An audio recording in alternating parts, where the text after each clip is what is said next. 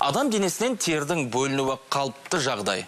Ағзадан бөлінген тердің 99% судан тұрады, сондықтан да иісі шықпайды. Ал егер жағымсыз тер иісін байқап қалсаңыз, не істеу керек?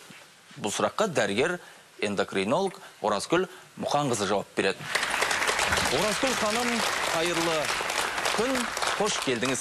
Сәлеметсіз. Сонымен адам денесінен не себепті тер шығады, осыны түсіндіріп өтсеңіз. Дұрыс. Үстел басына барайық, е? Жақсы, сұлбадан көрсеткіңіз келеді ғой. Мына манекенде қазір көрсетейін.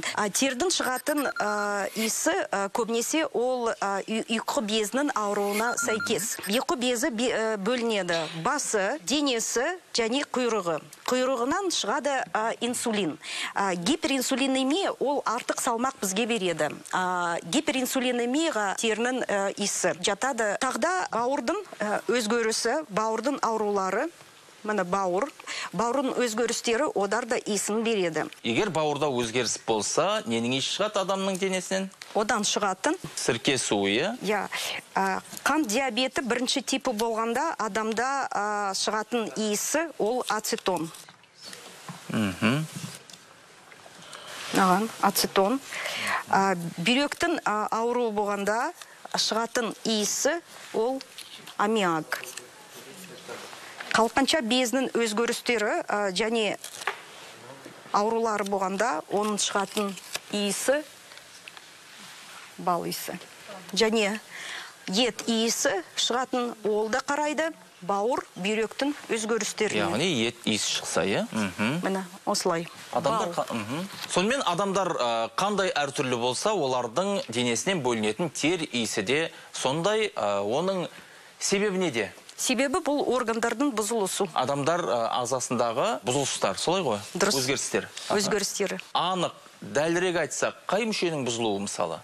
Көбінесе ол артық салмаққа қарайды. Артық салмағы ол гиперинсулинемияға жатады. Инсулин шығатын жері ол қарайды ұйқы безінің зақымдауына және сәйкес ұйқы безінің құйрығының өзгерістеріне. Гиперинсулинемия.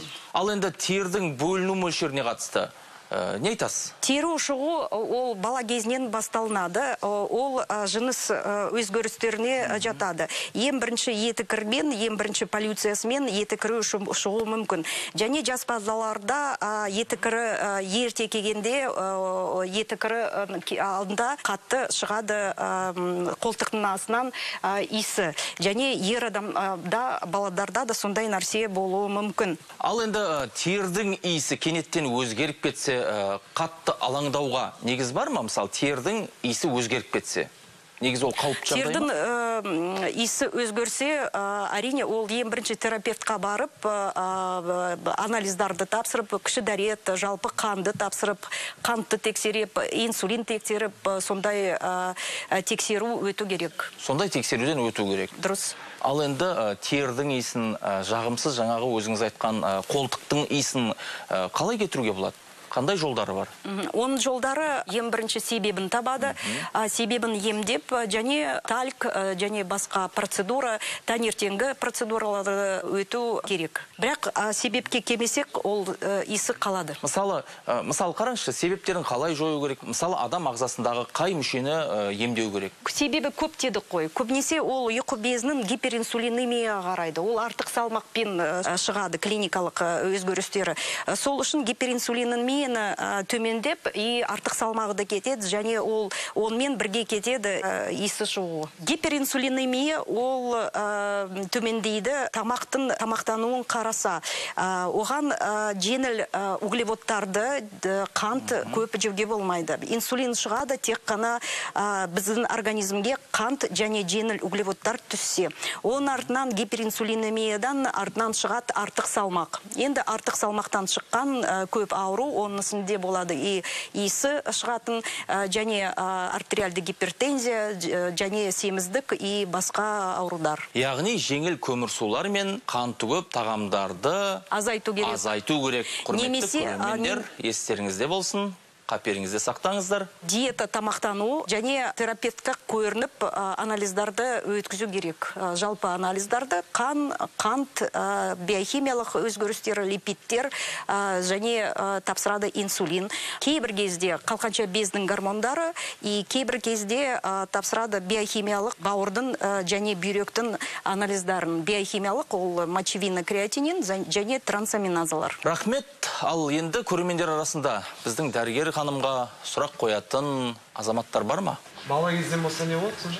Бала кезінен болса, ол ерте жыныстық жеткілеуіне жатады. Ондай жағдай болса, әрине эндокринологқа баланы көрсету керек. Енді тер иісі өзгерсе, өз бетінше қандай шаралар жасауға болады? Енді ең комаға кететін иісі ол ацетон иісі. Ацетон иісі шығады бір апта бұрын диабеттік команың алдында.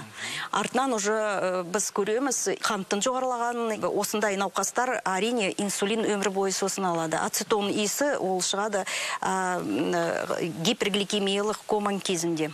Қант жоғарылағанда. Қант мөлшері жоғарылағанда, иә? Я, ацетонды біз көреміз кіші дәреттен және қанттан кетонемия дейді оны. Ол сәйкес жоғары қантқа. Мен сізге мынандай сұрақ қойын деп тұрмын.